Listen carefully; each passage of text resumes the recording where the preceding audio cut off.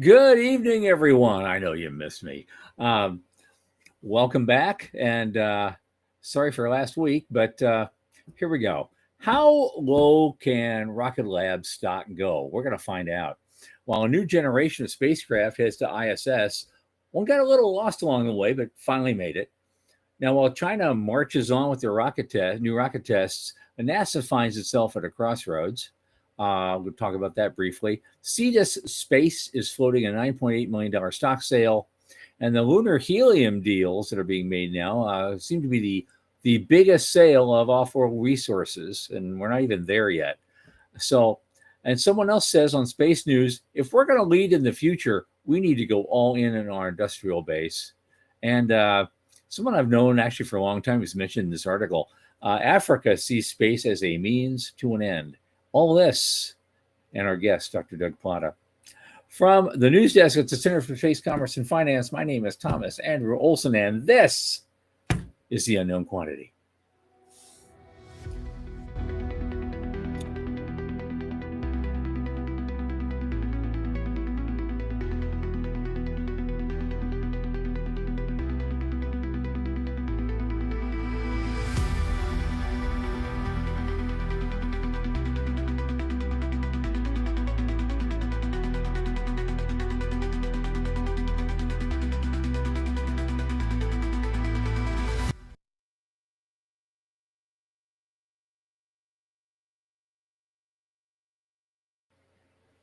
Okay, as you well know, this program is sponsored by the Center for Space Commerce and Finance. And what do? Well, you know what we do. We champion and strengthen emerging space startups and space adjacent enterprises worldwide through advisory, access, and advocacy. Our pitch events and world-class boot camps fortify startups to be better investor ready. Now, a lot of our work, especially this podcast, is supported by our listeners and fans like you. So if you just go to cscf.space/support and click that Plainest Day donate button, a little on the tip jar each month makes a big difference. Welcome now, my longest space friend who just finished spinning his prayer wheel, Michael Lane.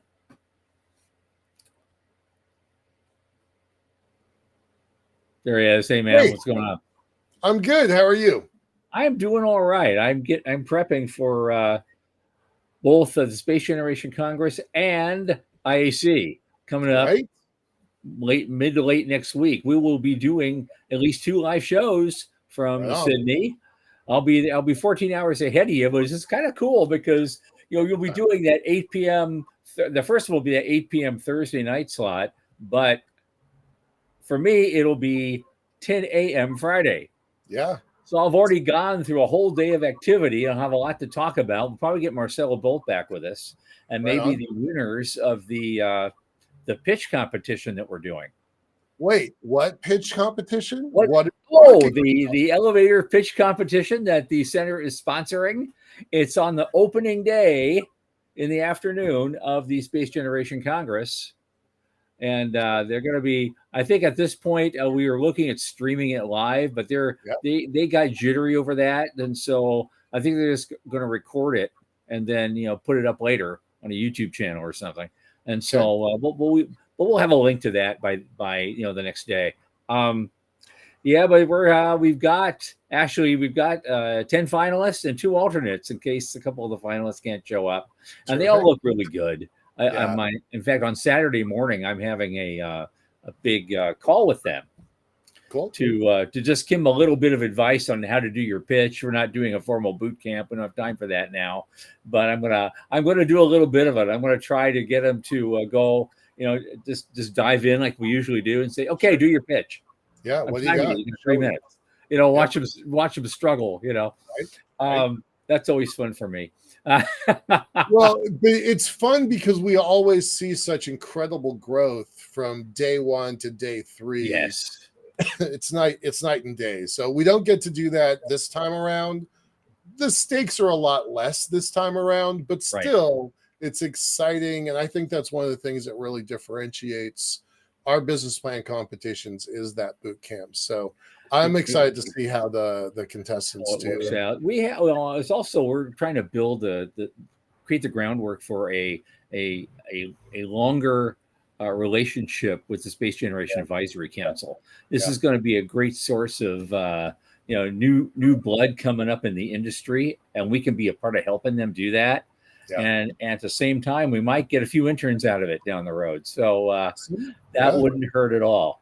Right. So for what we're doing, and that's why we'll be doing those whole 3 days is just Yeah. talking smooth to those people, trying to get them into our orbit a little bit more. So that's going to be a lot of fun. And I've taken some good meetings that may also with professional pro guys, in the investor community in Sydney that could be very helpful to the center in the near and longer term. So both for a lot fundraising, board seats, what it takes to grow the center. Yeah. Yep. That's exactly what's going on. Win-win. Hi, Morty. Welcome back, man.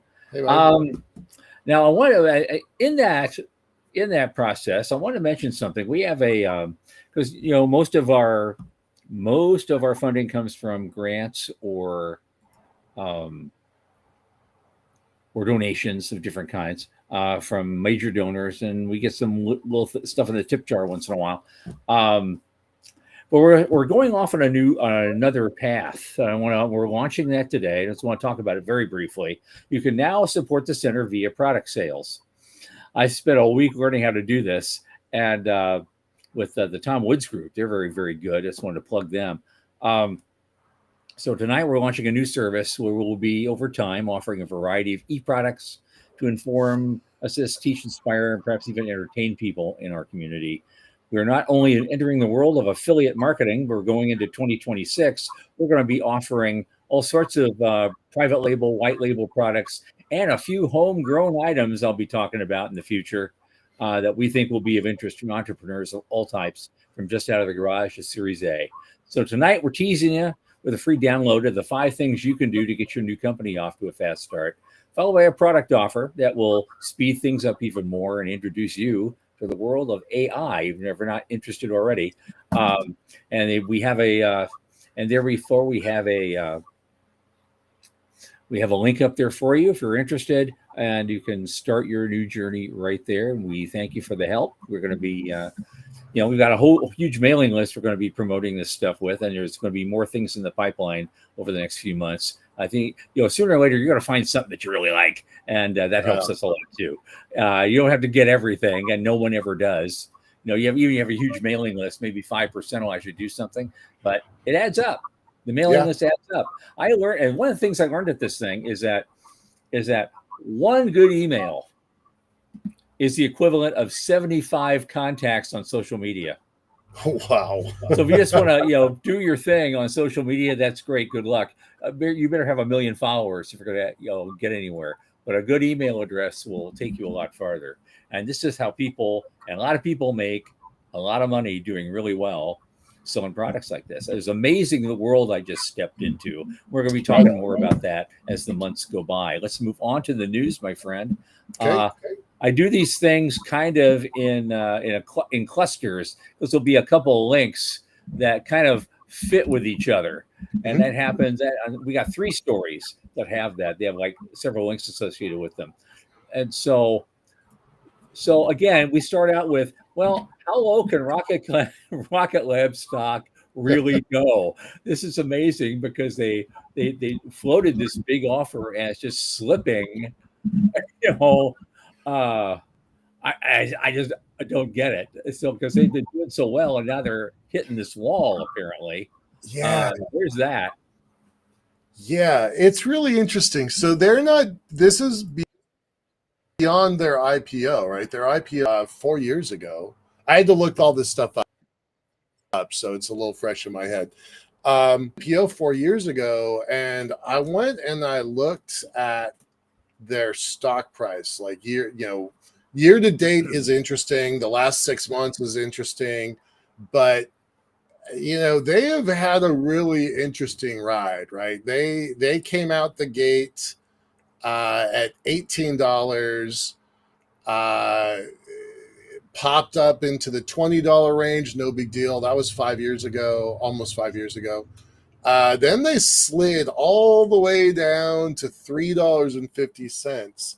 So you're like, oh, this is bad news, right? That was in 2023, and it stayed at that under $5 mark all the way up until kind of the beginning of the year.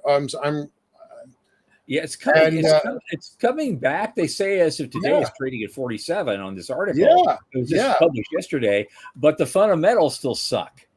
Well, You know, yeah, revenue growth, but their operating margin was minus 44.1%. Their debt to equity ratio stands at 0.02. Their cash to asset ratio is 0.44. And they're trading at a PE multiple of minus 105. yep. And yeah, Everybody's looking at their momentum, right? Like we're right. not. Let's be really clear. Let's be really clear. Tom is not a advisor. I am Nope. not an advisor. This is not investment advice. We're just looking at the numbers and making our own evaluations. I'm pretty bullish on Rocket Lab. I'll be honest. I think it's a really interesting company that has a cool story. And if they're chasing SpaceX with a $400 billion market cap, I would bet on a wannabe next SpaceX, right? I think Burger King to McDonald's is not a bad place to be. Uh, uh, but yeah, it's a crazy story, right? From $3.50 just a year and a half ago to almost 50 now. And yeah, they probably are overvalued based on pure fundamentals. But So the yeah, question anyway, is, are people going to buy? are they going to buy? They're Yeah. going to put out another 750 million equity offering. Yep. You know, do they have buyers? And that's not clear to me.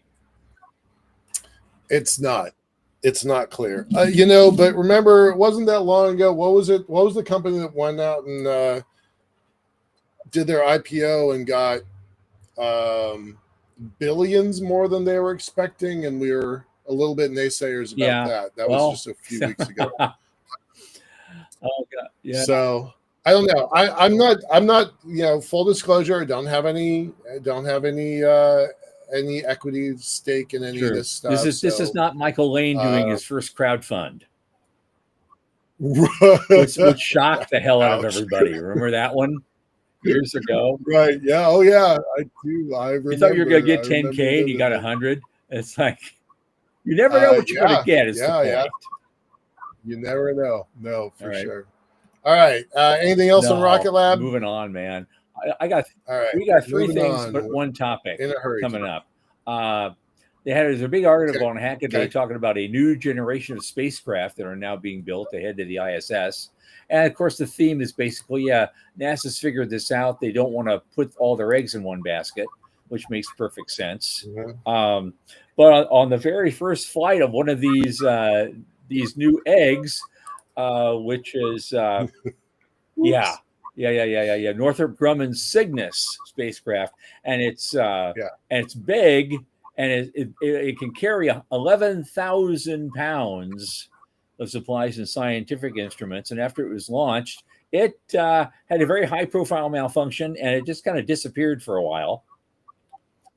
But then we read this morning that it did arrive, and it did dock, and it arrived this morning. So I thought that was kind of a fun story with a happy ending. Kind of hold your breath for a minute, right? Because we always say that everybody says space is hard, but hats off to the recovery team, right? They had some failed thrusters that didn't go. They recalibrated, pulled it back online, and successfully docked at ISS. So I thought this was kind of interesting because I was not really tracking that there are 3 new birds flying to the ISS nest. I knew about Sierra Space, and I've heard a little bit about Cygnus. The Japanese one was completely not on my radar at all. And that article is talking about, there's kind of a race, right? They've only got 5 years till 2030 when we deorbit the ISS. They're all of course, they're all looking for the relationships with the commercial providers afterwards. I don't know if there's a lot of wiggle room there. I thought all of those commercial space station companies already had relationships with their launch providers. That's what I thought as well. Well, you never know, because that clock is ticking. And if the ISS is going to be deorbited in 2030, I don't see a lot that's going to save it right now, considering the stuff that's going on in the industry right now, in NASA right now. I've got a couple of interesting insider stories I just heard like yesterday, which are so out there, I can't talk about them yet. I need to get more info. I'll let you know in the post game show what I'm hearing. I didn't have time to talk to you earlier about it, but it's wild. You tell me, the next time we're together, if you want to talk about that, I'll see if I can find some more information. Okay, but sure. If those rumors are true, oh my God. Oh my well, God. I like rumors. I do. I like rumors. I'm gonna point back to Jason for a second, because in the chat he just wrote that Rocket Lab is acquiring a laser communication company. I was unaware of that, but I do think that's very interesting, because lasercom is the future, and if they're doing something with that, that's pretty interesting. On top of their flat to light, their IKEA set. Well, I'll wear my other hat for Avialto. We are working with a company right now called Zenesis, who are doing the same thing. They're all about laser comms, satellites. Lasercom is it. It's the future. They want to work with us too. So this is for doing our thing in like Malaysia. Awesome.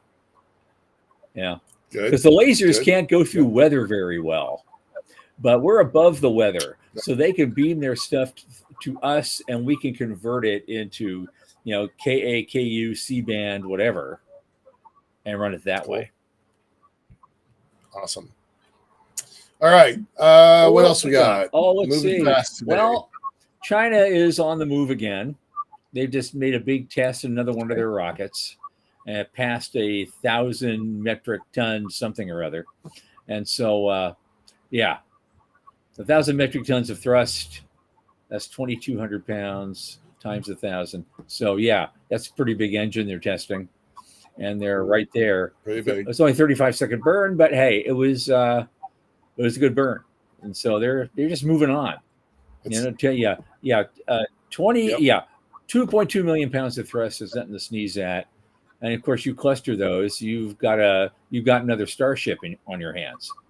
And so I know that's where they're going. Right. And you know it too. That's their plan. Yeah. And in the face of that's the plan. It's kind of a follow-up piece. There was an opinion article on Fox at about the same time that NASA is currently itself at a crossroads with what it needs to do, and they can't figure themselves out yet. And so, except that this article came from the new acting administrator, Sean Duffy, right? So it's kind of like we can't figure ourselves out yet, but this from the boss, I'm telling you what we're going to do. Yeah. Right. Yeah. Well, he's been saying some truthful things lately, so he stands up there. I got to hand it to him. He says, $4 billion a ride. That's not a sustainable moon program. What are you doing? Right. And he said the quiet part out loud in a big committee hearing. Right. So that's so I'm a fan anymore. At that point.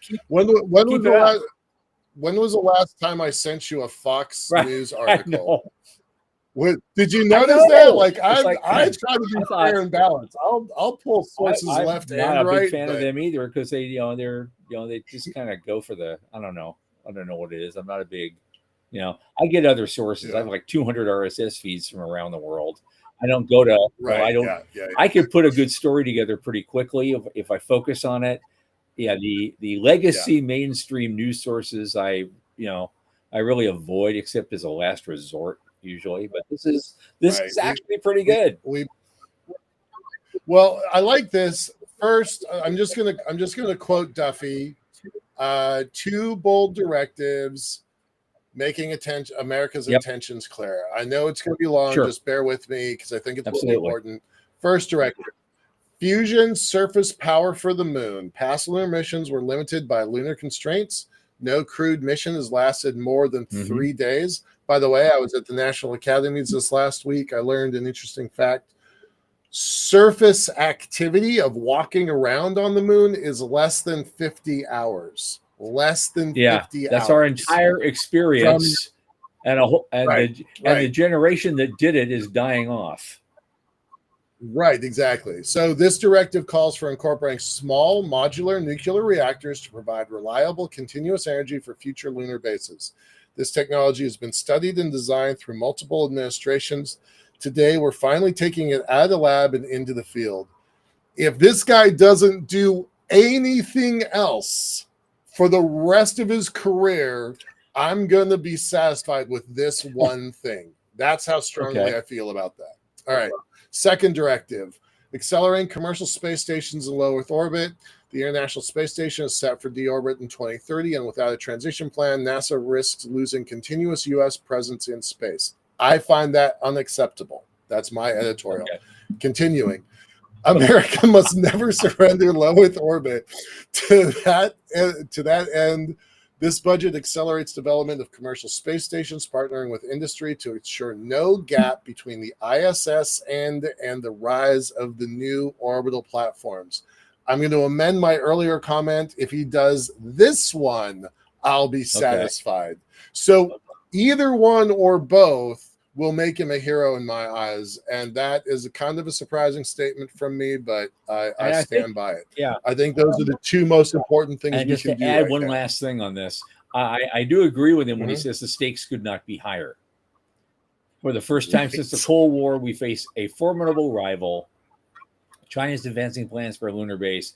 If we hesitate, they'll see that as weakness, and they could seize what many call the ultimate high ground with far reaching implications for security and global leadership.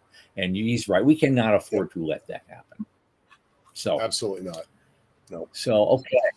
So the last time I didn't like Trump's selection, and I turned into a fanboy of Bridenstine. And this time I didn't like Trump's selection, and I might turn into a fanboy of Okay. Duffy. So still on the Yeah, fence yeah, there, yeah, yeah. but that's a hell of a It gauntlet to throw is. down. So Okay, we got a couple props. minutes. Yep, Yeah, yep, go yeah. again. Have you ever heard of Cetus Space before? I have Nope. not either. One of the many companies that just kind of appear Well, out of that's why it's nowhere. called the Yep. unknown quantity, isn't it? That's one of the several reasons. Yep. Because here's this company I've never heard of, but they're doing they call it a best efforts public offering of 9.8 million of a Class A common stock at $1 a share.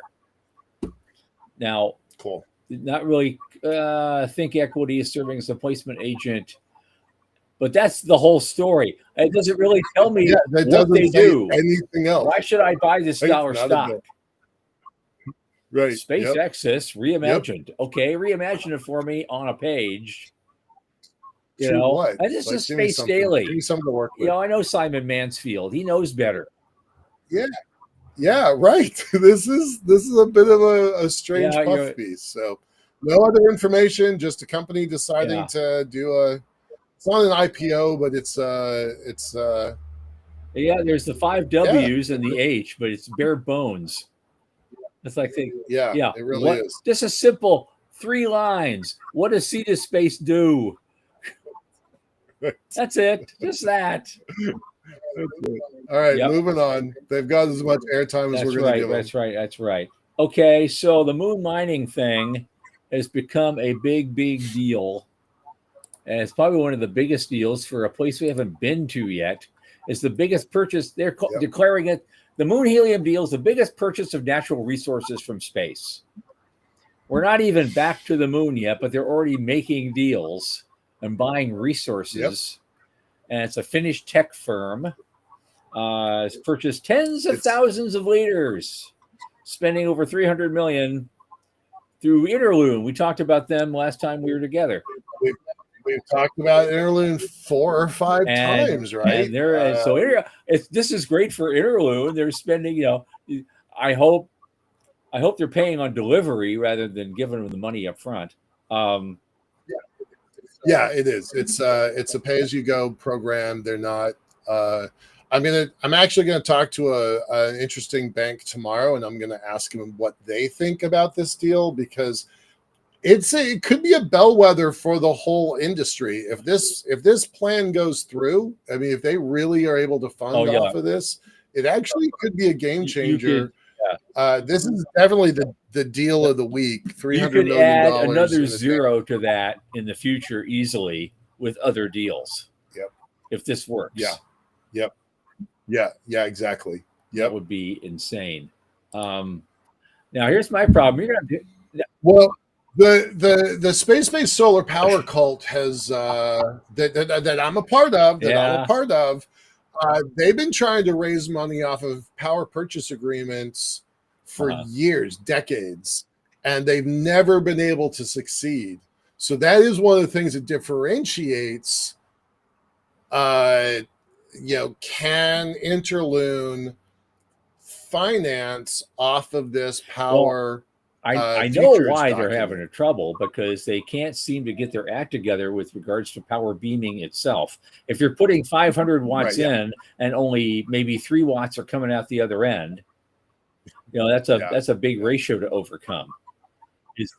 Well, these guys are going to the moon, digging up dirt, figuring out how to pull off the helium-3 and then bottle it and then send it back to Earth and then have it re-enter. There's a lot of maybes between here and there. But that's a form of physics that it's probably a little more predictable.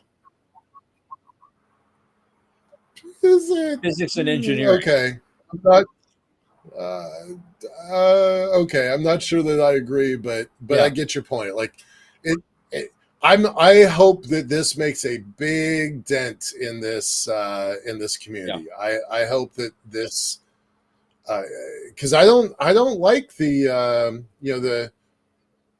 method du jour in this industry is to raise money based on letters of intent, and we $1 million companies make deals with other $1 million companies for $1 billion in transactions, but neither one of them have the weight to back that claim, those claims. And so Interloon plus, I can't pronounce these guys, but the quantum company, that's real. Like there's real money there. So I don't know. I'm curious to see if this. I'm curious to see what this bank and these finance people have to say about it. So 2 minutes. I just want to say there's an article here. Maybe you can help me with this because it's in Space News. And I can't read this article unless I forget it. Just skip it. Skip it. Okay. Yeah, I thought it was an interesting premise. We need to go all in on our industrial base. I wanted to find out what that was all about. But I guess so. We hit a paywall. I also hit the same paywall. Casey Angelo-Durad runs New Space Nexus down in New Mexico.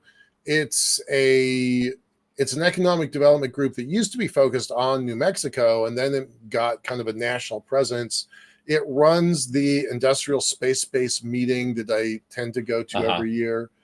And she's basically saying, look, the future of America is dependent on this stuff. And it's in the same way that we don't call them internet companies anymore. We just call them companies that have an internet strategy. You're not, at some point, you're going to stop saying it's space companies and you're going to start saying it's a company that has a strategy for space. Okay. Yeah. Okay. Yeah, that's what it says. Last thing I want to bring this up because it's about Africa seeing space as a means to an end. And they're quoting a guy that I actually know. His name is Temi Dio Oniosun. and he's Right. a space scientist. He's the founder of Space in Africa. I just like to see him mentioned in the news. He's based in Lagos, and I mention him because I think he took part in one of our virtual BPCs, Space in Exactly Africa, right. about 4 years ago. And he's an incredible Yep. guy, and he's founded Yep. his company like in 2018. So he's stood the test of time, and Uh-huh. he's got a lot to say, and he's really good, at what he does. I love to see, how Africa does in this, and they're playing an important Yeah. role, and but it's just part of building the infrastructure for them.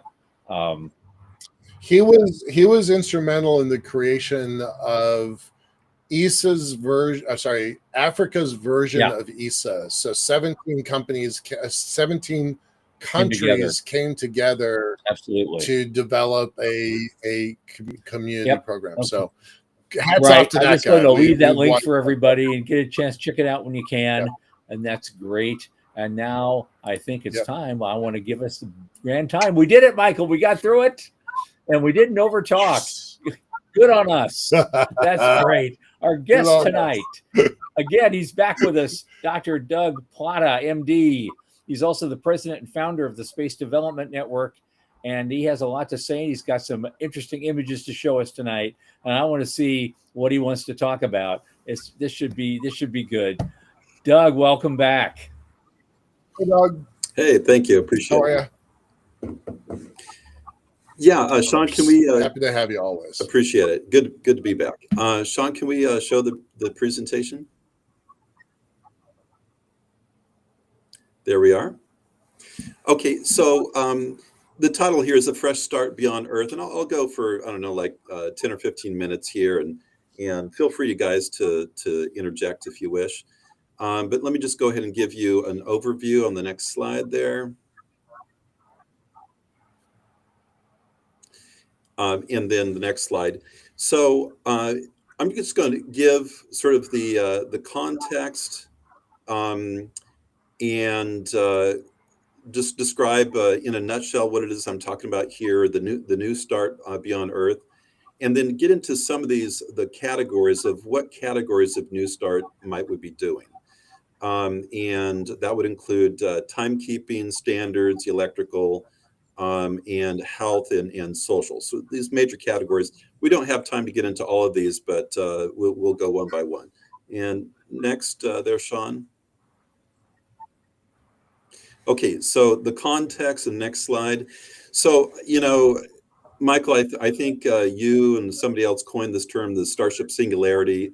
Basically, everything changes when you have a fleet of fully reusable heavy lift vehicles, and especially with the rapid turnaround it looks like that we're going to go ahead and get. Next slide. So the to me, I mean, I try to be really rational about these things. And I say, okay, what is in medicine, we think about statistics. If I give this medicine, what's the odds it's going to happen? And it's based on certain relevant factors here. To me, some of the most relevant factors in regards to the Starship fleet, which is why I think it's probable, is because they are mass producing engines right now. In fact, That's they're producing bonkers.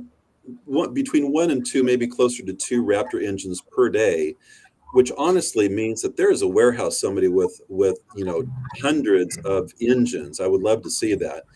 And I would then love there to on see the right that. side, recently Elon did a short little video showing inside the Starship factory, and if you count up the nose cones, they're Right. working on.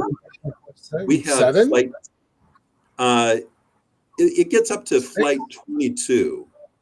Wow. Yes. So we're at flight 10. They're working on flight 22. Okay. Go ahead into the next slide.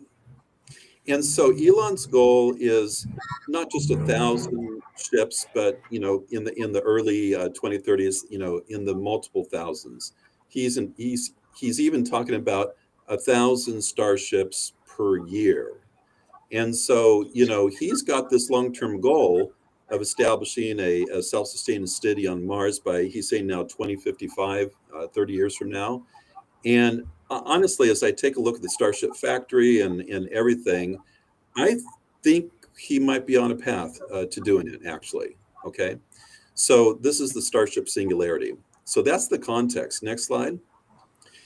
Now, there are some hurdles that they've got to overcome.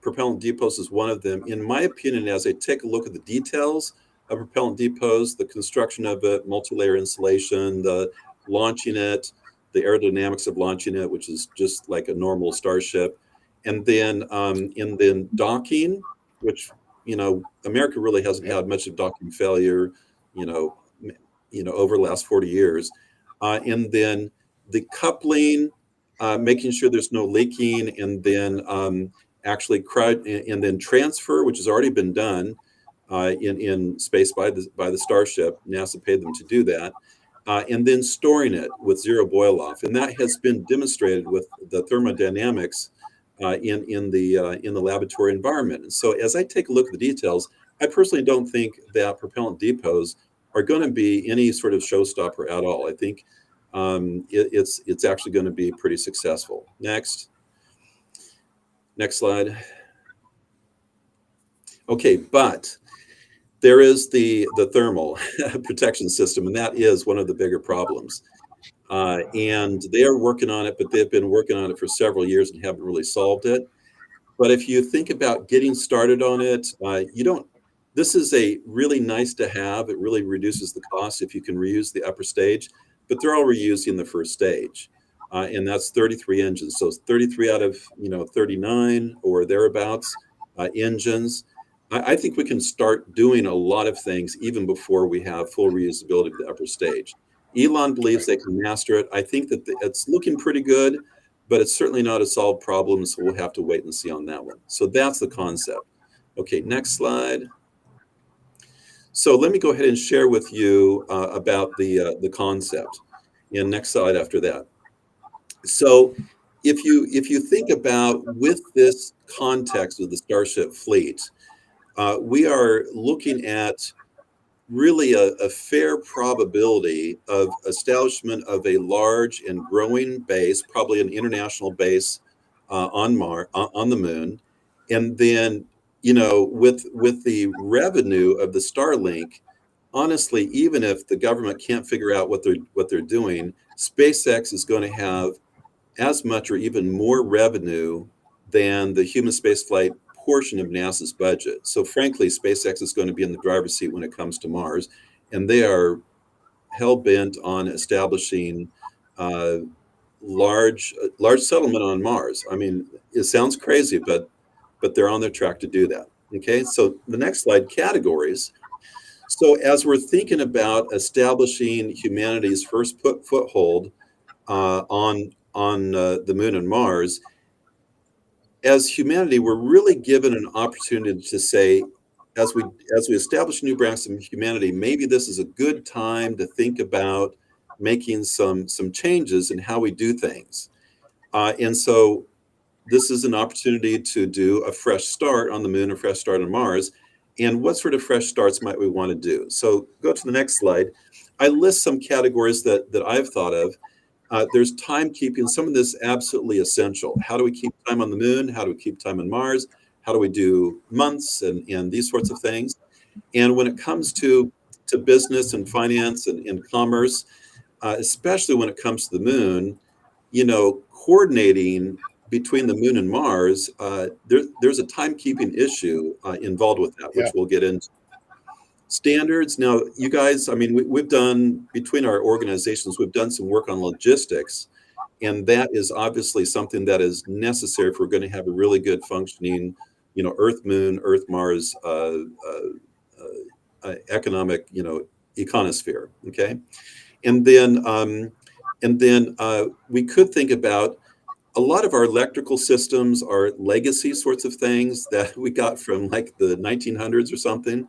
Right. And so maybe we want to stop and think, maybe we can like create some standards and sort of stick with it and put some things behind us. And then health, sort of my area, should we think about new healthcare systems? What about public health? And, should we leave some diseases behind? Should we leave influenza behind on Earth? And the answer is we can. And we could get into this not in this show, but perhaps in a later one. And then some of the social things, when it comes to finance, what's going to be the form of money on the moon and Mars? We have an opportunity to make that choice. And what in terms of like languages, what language, should we have a common language? So we have the opportunity to make these decisions. So let's go ahead to the next slide and let's discuss timekeeping. And I'll go through this and we'll see if we have time to get into the logistics, but let's just focus on timekeeping right now. Okay, next slide. So I believe that as we take a look at timekeeping, it's going to be different whether it is on the moon or on Mars, okay? And Sean, are you actually presenting? That red shouldn't be there, but anyhow, we'll just ignore that. Okay, going to the next one. Okay, so let's take a look at moon time. As we imagine the establishment of probably an international lunar base and funded by not just NASA, but by other governments who want their representatives on this new branch of humanity on the moon. And going to the next one, we think about the location where this might be placed. And I think it's pretty clear, this sort of consensus on this. We're going to start at the South Pole. There's a lot of advantages there, and there's these peaks of eternal light, peak A, B, C, and D. I myself like peak of eternal light B because it has the shortest night throughout the lunar year. And it's also on a connecting ridge between Shackleton Crater and that large one, Dagger-Latch crater. And so it's a bit of a more flat, it's not on a ridge. So it's a nice place to go ahead and start. And the thing is, when you're in this location, you have nearly continuous sunlight, and it's relatively close within easy drive distance of some permanently shadowed craters where we believe there could well be some volatiles. And NASA in 2009 did the L-Cross mission, and they struck a large crater sort of up at let's say 1030 in this image out of the screen, and they showed one part out of 18 was when that water ice was substantial amounts of carbon-containing chemicals. Wow. There's even ammonia in decent amounts. Like if you took a plant and you were to blend it up and break it down into its elemental components, that's pretty close to what they found in Cabeza's crater. And so Wow. now the interesting thing is when you're here, the thing is that you've got sunlight at these peaks nearly continuously, and the moon rotates once a month because it has one face always facing us. And so from a timekeeping standpoint, and in terms of communication from the Earth to moon and doing business from the Earth to moon, it's going to make a lot of difference. So let's go to the next slide. So let's talk about timekeeping on the moon. Okay, and the slide after that. So so there is the issue of the 14-day night. Okay, this is a key factor when it comes to deciding how we're going to measure time on the moon.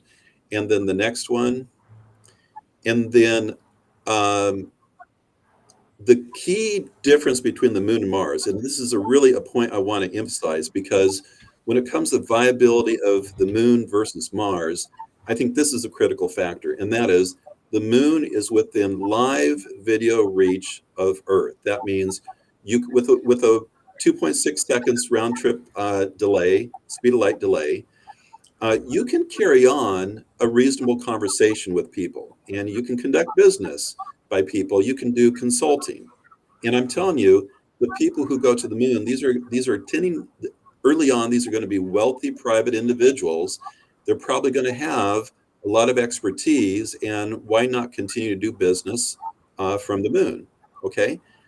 But also, and honestly, I don't think that this is a small factor.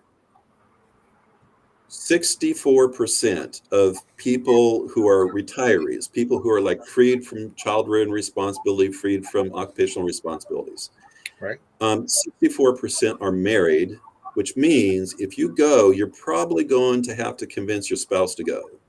Yeah. And for any of you guys who have been at space conferences, the majority of people are what? Male or female?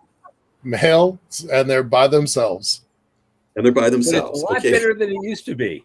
It's better than it used to be, A lot but better than it True. used to be. the gray haired guys do tip the scales in the wrong direction. They do. Yes, Yeah. exactly. So I'm telling you, we guys, if we want to go, many of us are going to have to convince our spouses. Okay. Right. And these are typically spouses, retirees who they've got grandkids. Okay. And they are there for Thanksgiving with the family and Christmas, and they want to be there for the graduation, et cetera, for their grandkids and stuff like that. It may not be real easy to convince our spouses to go to the moon, and especially not Mars, where you can be telepresent.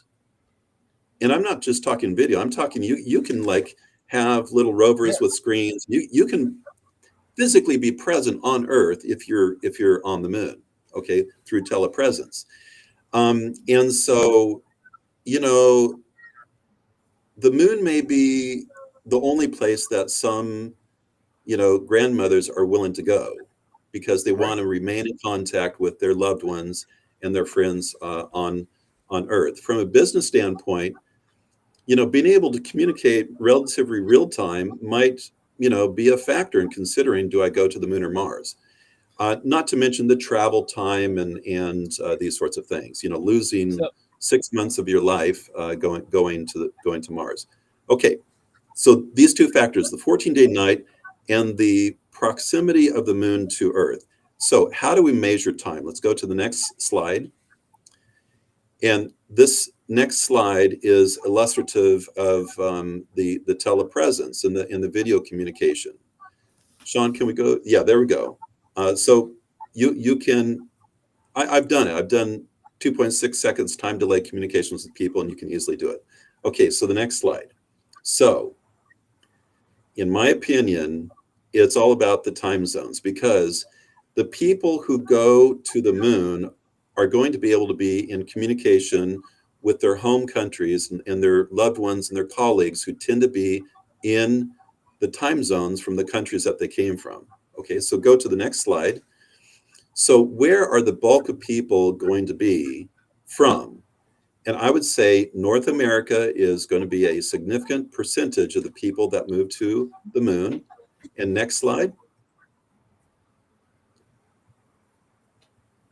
And so another section is probably going to be Europe. And then the third one is going to be, your Asia, East Asia. You're going to be talking Japan.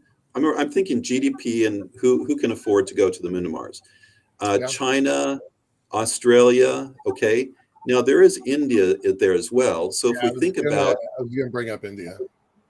Yeah, I mean, it's a large population. There's a decent number of millionaires there. Okay. So if you think, what time zones do we choose to have within the international base? We can't have 24 time zones in a base, and everybody living next to each other.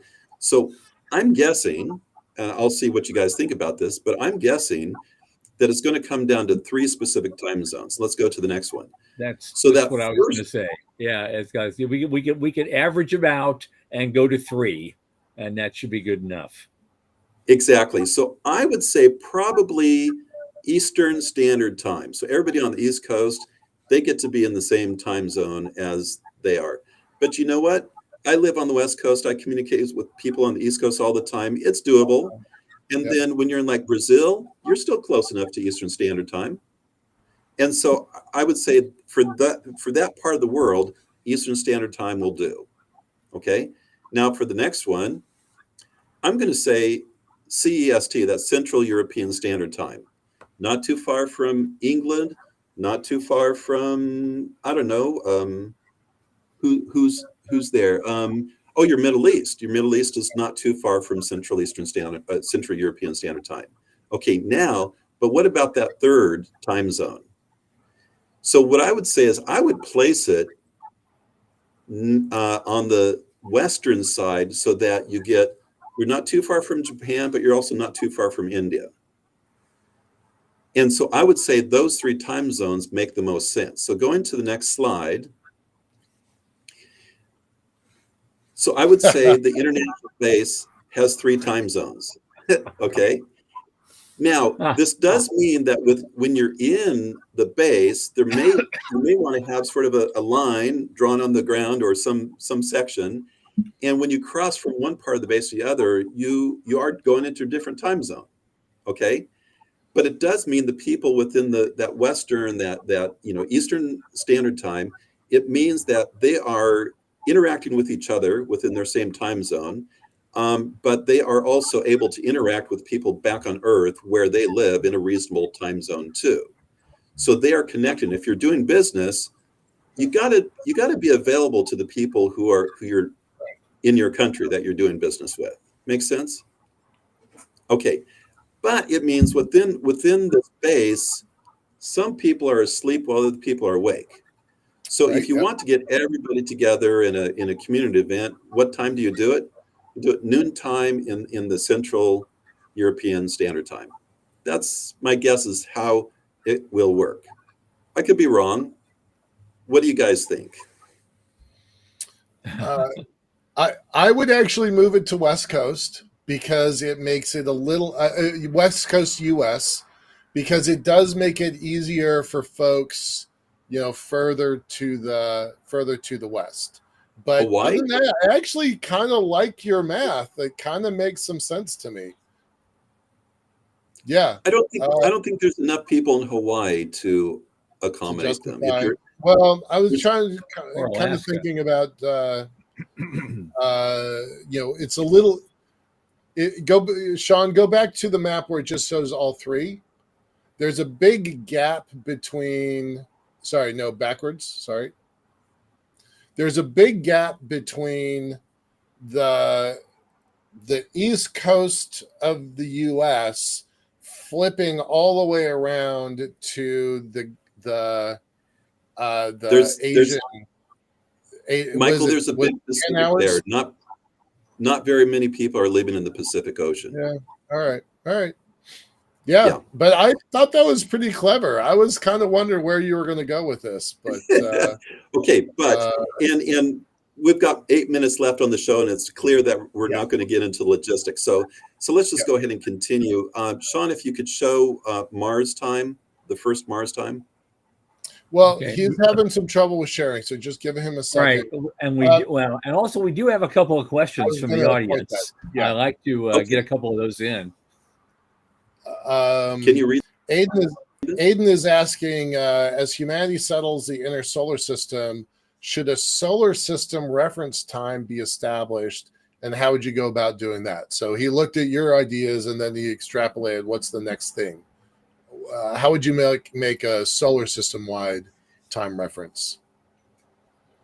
Or would you? You were about to do something different with Mars, so maybe.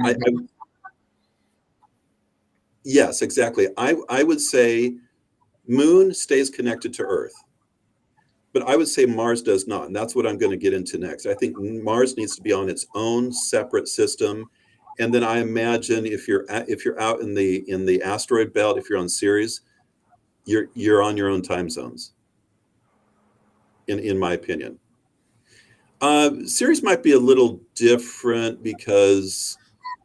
I don't know its rotation speed, but it's not going to match anything else. So they are probably not going to have sunrise and sunset like on Mars. So let me get to Mars.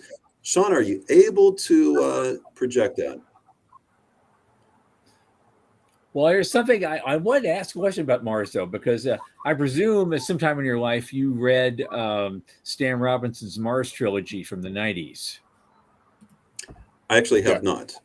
Okay, well, there we go. Because that's required reading, Dr. Plata. I'm a little embarrassed for you. Well, he had an interesting system where the Martians stuck with the standard 24-hour Earth day, but that extra 37 or 39 minutes It's was free just time. like this kind of free for all time. And they're in this space, and maybe it's time to get to meditate and be spiritual or something. But you had these 35 minutes of nothing, and then you went back to the 24-hour clock. Yeah. So It's worth looking at. Sean, can you All go right, we several only have slides 6 earlier? minutes, so go fast. I know. Sean, can you go several slides earlier?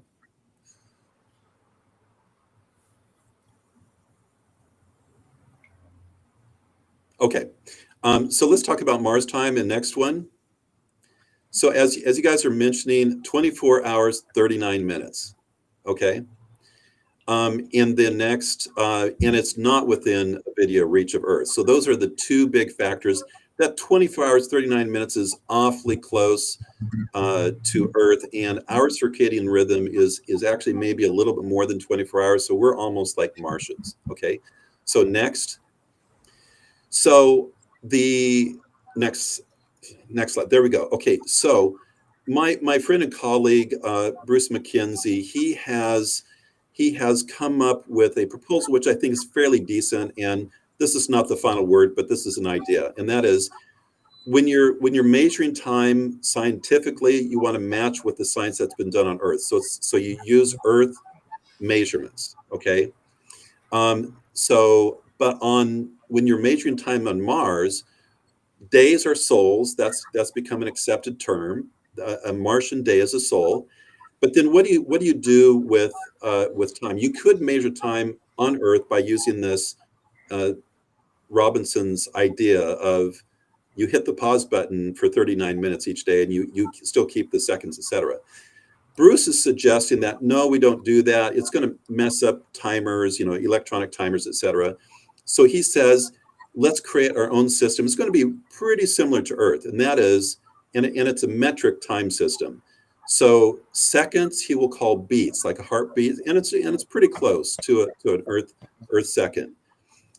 Minutes will actually, I'm blanking out on what he calls that, but hours would be auras, and there'd be like 40 of those, 40 minutes within an aura.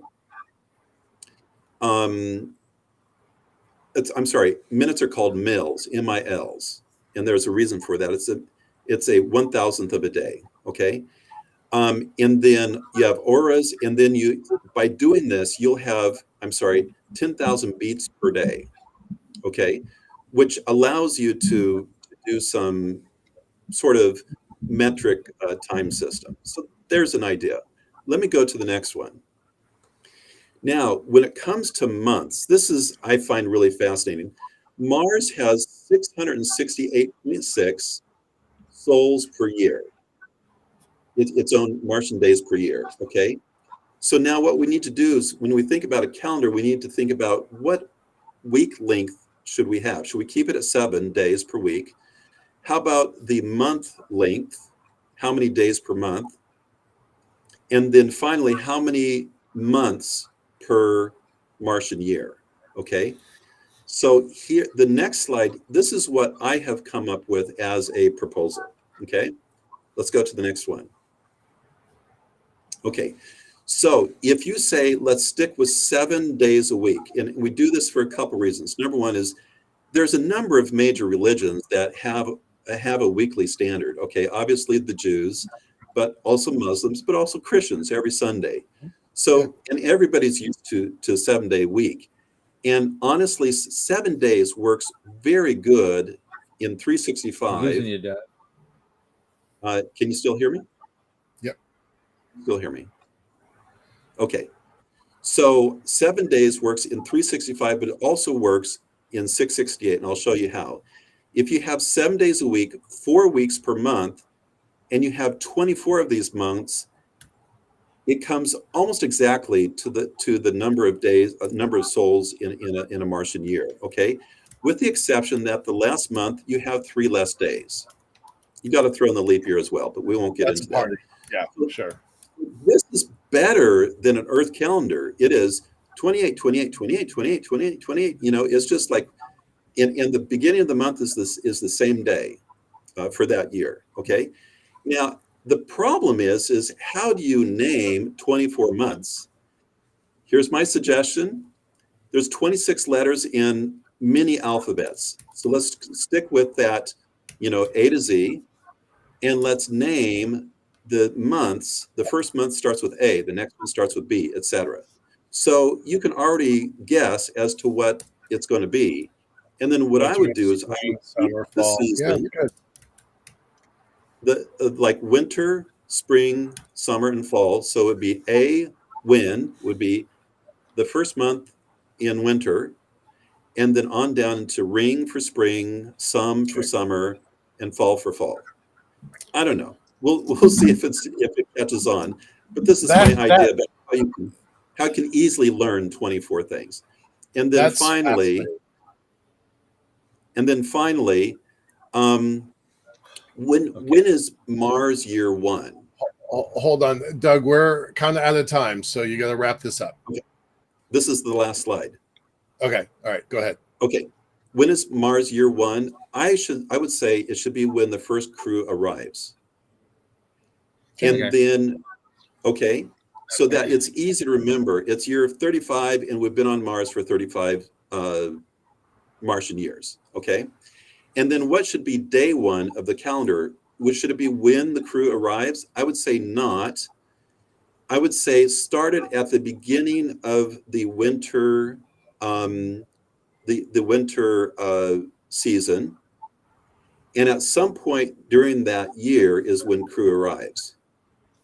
In that way, if you go back to the previous slide, it will forever be perfect to where the beginning of the year is the beginning of winter, etc. And so that's the idea for timekeeping on Mars. Any questions? Okay. All right. That's very fun. We don't have time for questions, but we don't have time for questions. But Doug Plata, thank you for coming. We'll have to do this again and carry this on, and someday we'll answer the questions, and and that would be great to have you again. Yeah. Right on. All right. Thanks, sir. Thanks Appreciate so much for it. coming. Bye-bye. All right. Bye-bye. Okay. Michael, are you with me? Things keep fading in and out with me. I'm good. I haven't had any problems at all. Does anyone hear me now? Usually it's me. But yeah, go ahead. Do you want to close out, or do you want me to close out? Okay, so I'm just going to go ahead and do the ending here. Our guest on Monday will be Tom Murata, founder and CEO of the Spaceport Company, which is a 501c3 think tank. There we go. Well, I'm getting the reconnection thing. Connection is lost. Okay, let's do it again.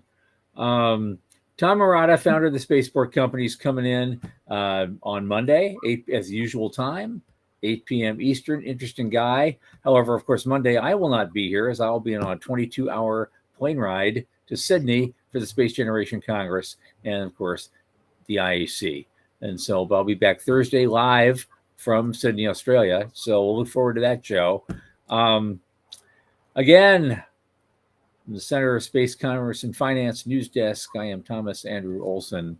Keep watching the skies.